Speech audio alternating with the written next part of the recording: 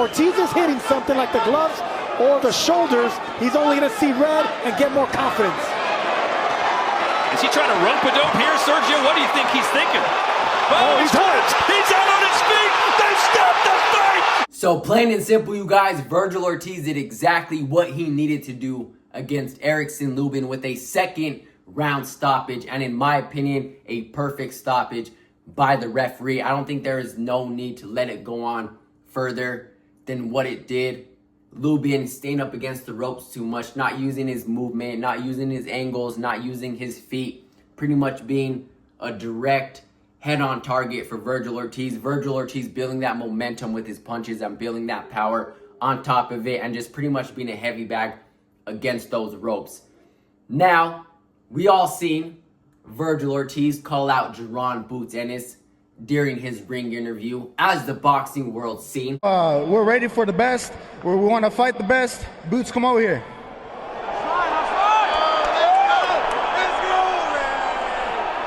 All right, so that you answer the question.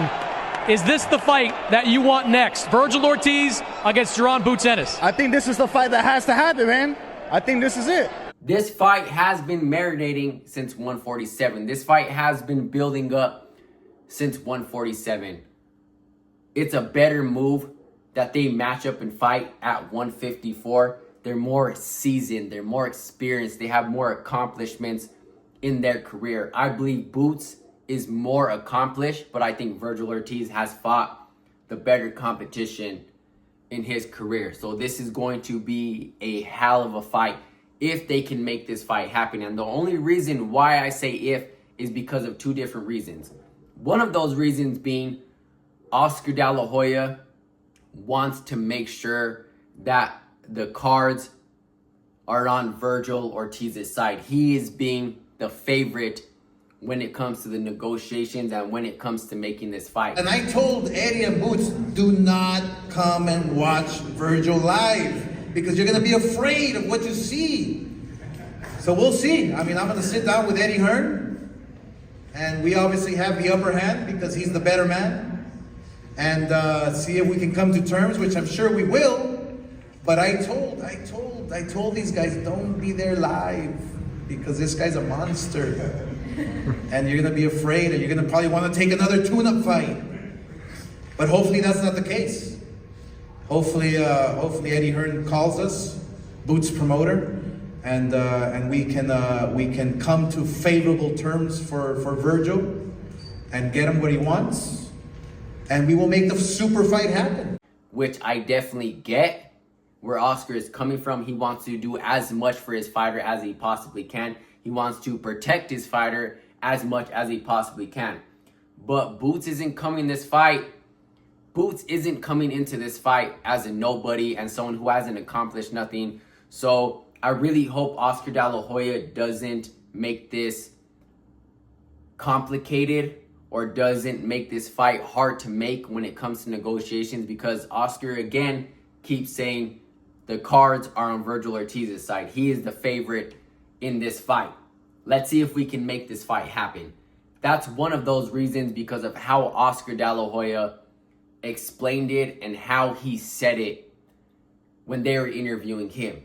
Another reason, Vergil Ortiz mentioned that if he had to choose between Jaron Boots Ennis and one of his dream fights with Errol Spence Jr. Now, obviously, Errol Spence Jr., it's great to see him in the public, especially at a fight.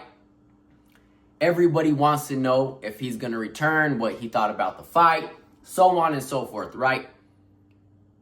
If Vergil Ortiz had to pick, and he's picking Errol Spence over Jaron Boots Ennis, as he mentioned. It doesn't matter who's next.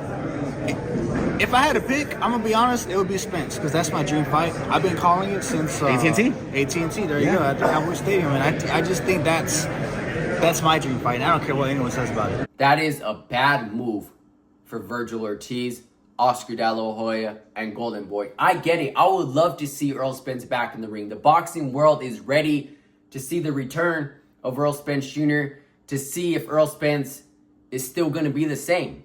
Errol Spence hasn't fought since July of 2023 after he lost to Terrence Crawford, and we have not seen him back since. That's 2 years and some change. And I respect that Errol Spence does not take any tune-ups, but after that long, coming off a loss, we don't know what Errol Spence is about anymore, and that's just the truth about it. We need to see Errol Spence in a tune-up fight because Vergil Ortiz is in his prime, but I don't think Vergil Ortiz is at his peak. There's so much experience he can get at 154, knowing that is the most stacked division in boxing right now. Vergil Ortiz beats Errol Spence, and I get it. Errol Spence can sell. Everybody wants to see the return of Errol Spence. I get it because boxing is a business. I get it. But he's going to get more, Vergil Ortiz is going to get more credit if he fights Jaron Boots Ennis and if he beats him.